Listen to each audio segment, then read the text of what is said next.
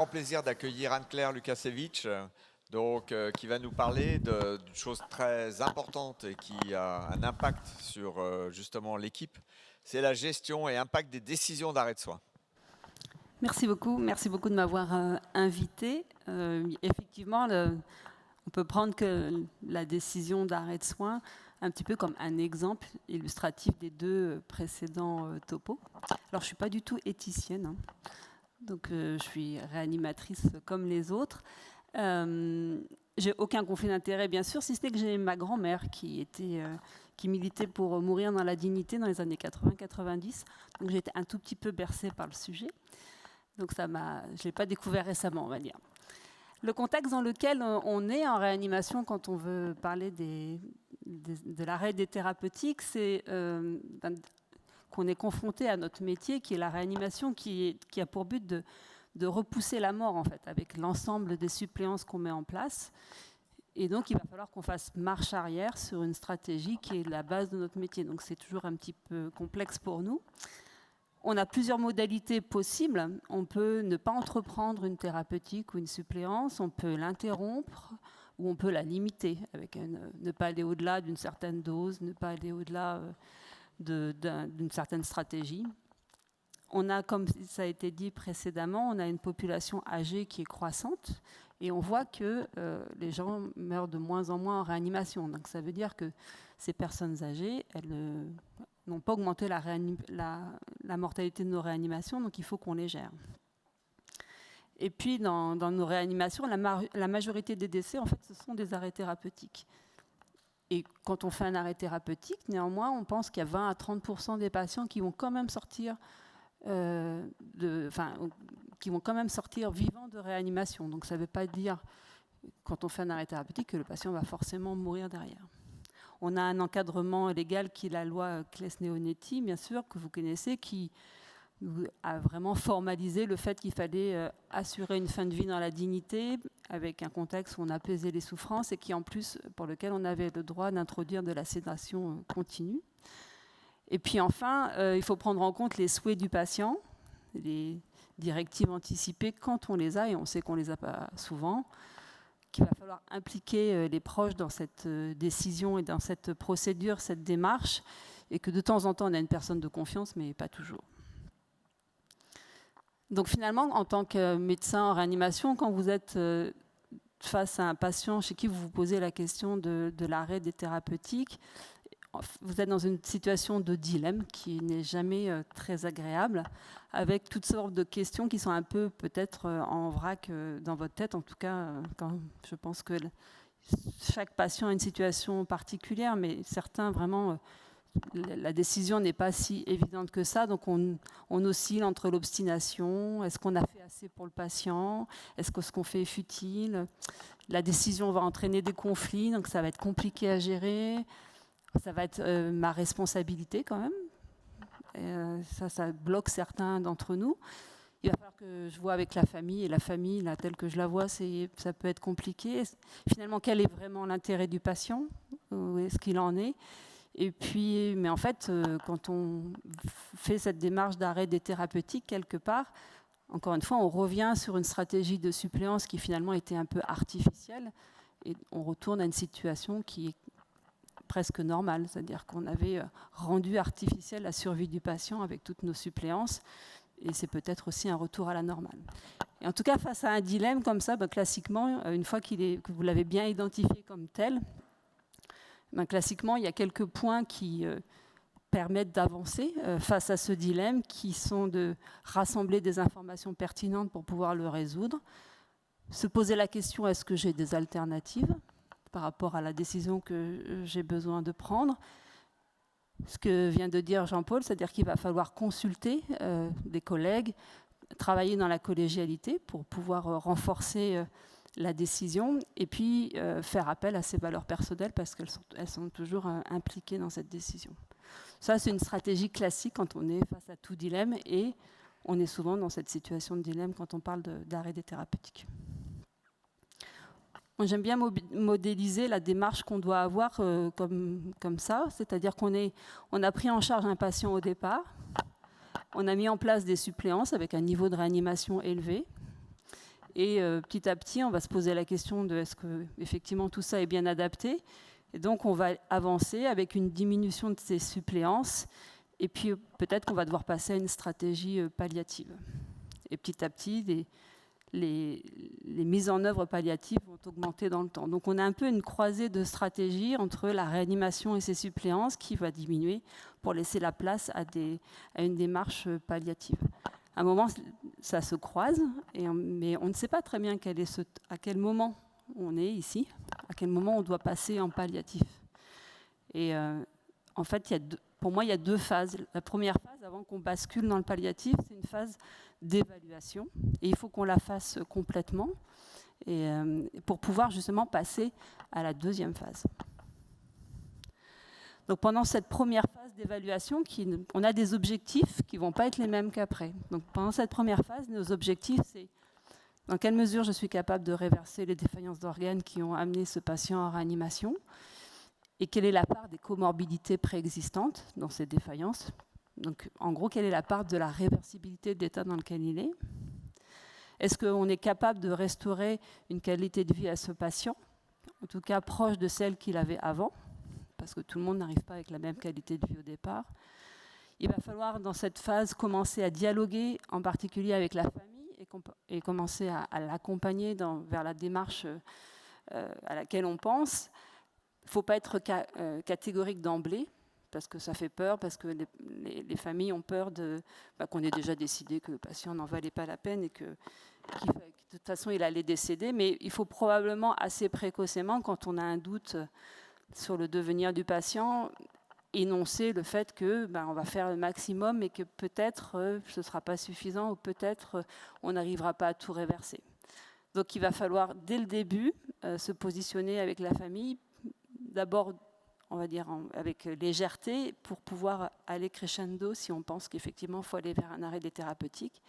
Et pendant toute cette période aussi, c'est là où il va falloir effectivement avoir cette collégialité avec nos collègues et avec les infirmiers, on va y revenir aussi, parce qu'on doit nourrir notre conviction en fait.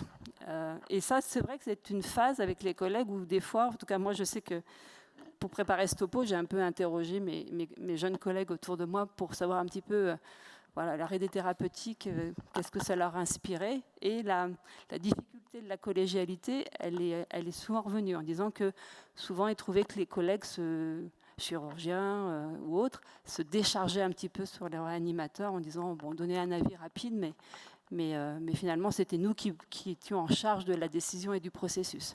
Donc c'est vrai que cette collégialité, elle n'est pas toujours simple à mettre en œuvre. Et de la même façon, avec les familles, ce n'est pas toujours simple d'avoir des familles qui sont vraiment collaboratives dans la démarche, en fait, qui nous aident vraiment à avancer. Des fois, c'est des familles complexes et qui peuvent au contraire rapidement mettre des obstacles. Donc c'est une phase qui est compliquée. L'important, c'est effectivement de connaître la qualité de vie du patient avant, parce que, par exemple, sous l'angle de la fragilité, dans quel état il était avant de rentrer en réanimation, parce que pendant la réanimation, ça ne va pas s'améliorer, et puis après la réanimation, on ne va peut-être pas être capable de lui restaurer une qualité de vie, une qualité physique complètement restaurée.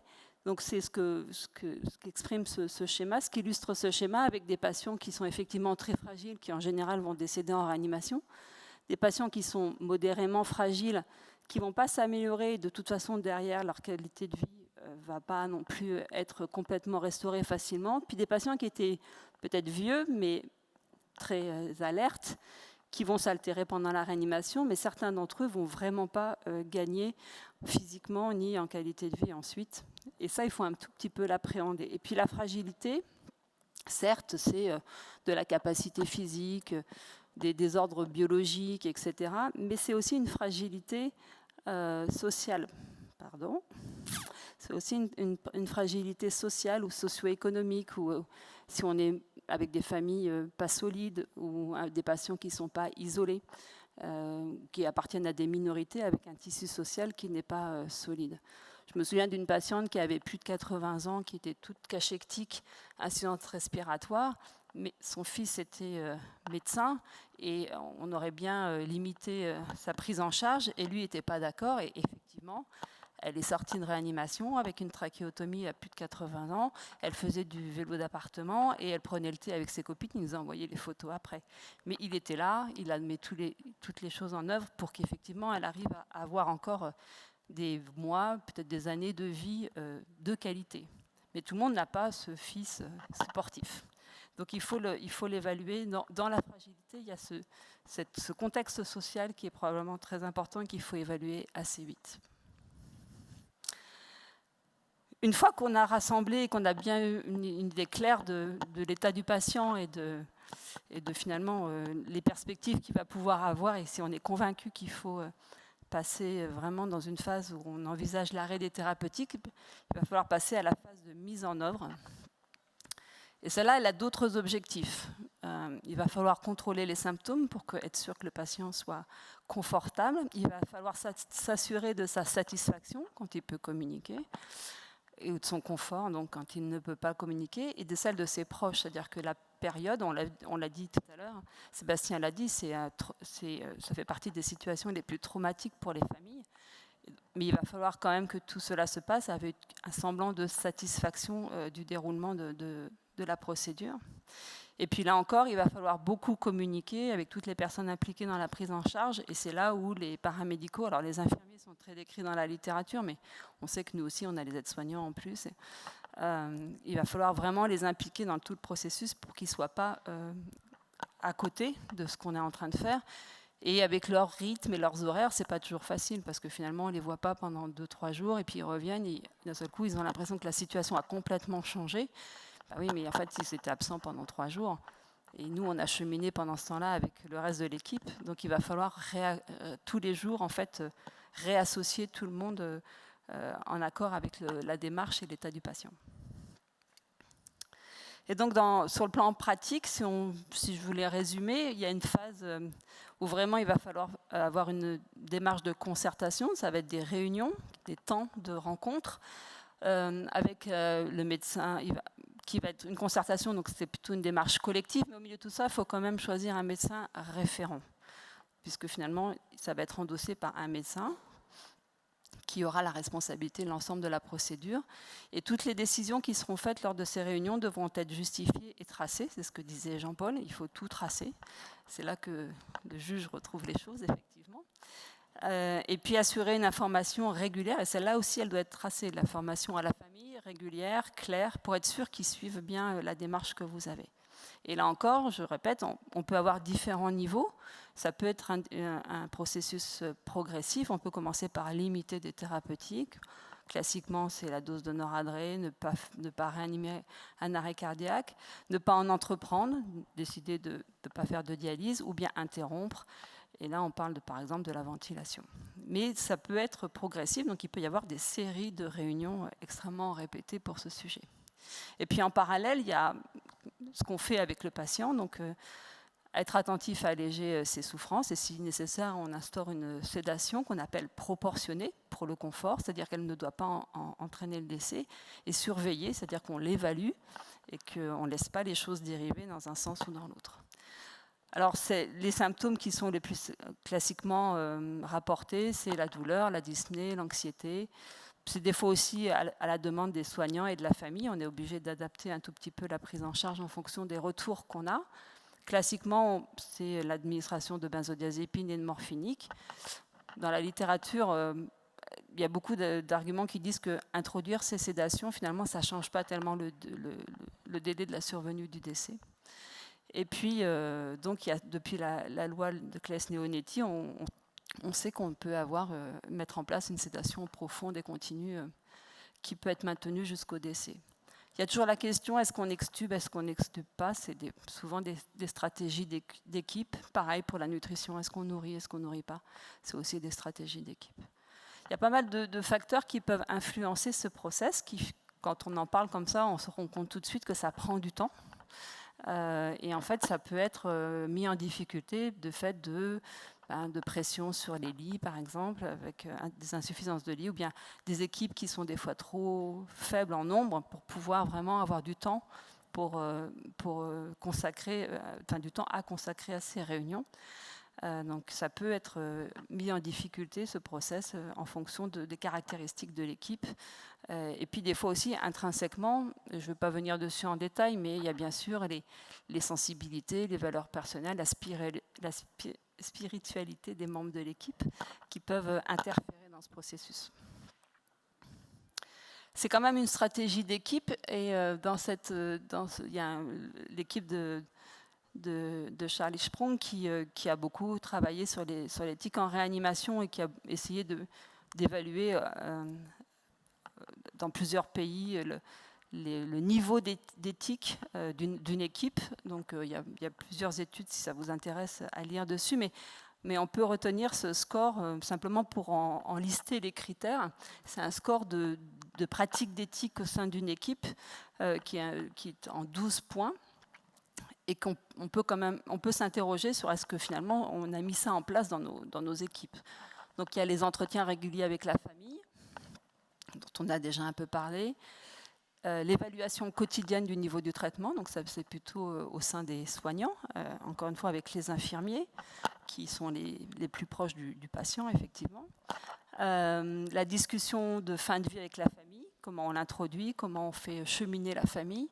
Est-ce qu'il y a des critères dans l'équipe? Est-ce qu'on a écrit des critères de déclenchement de processus de limitation des thérapeutiques?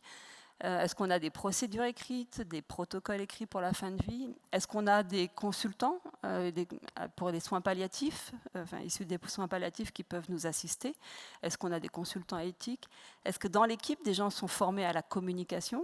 Jean-Paul a insisté dessus, ou bien à la bioéthique. C'est vrai que, en tout cas pour les plus grosses équipes, c'est probablement intéressant d'avoir des gens qui ont une formation en éthique, qui puissent guider le reste de l'équipe pour les situations les plus compliquées. Et puis bien sûr, est-ce qu'on a au plan national une législation qui est claire sur le sujet et qui permet de donner un cadre dans lequel on est confortable pour mettre en place ces stratégies.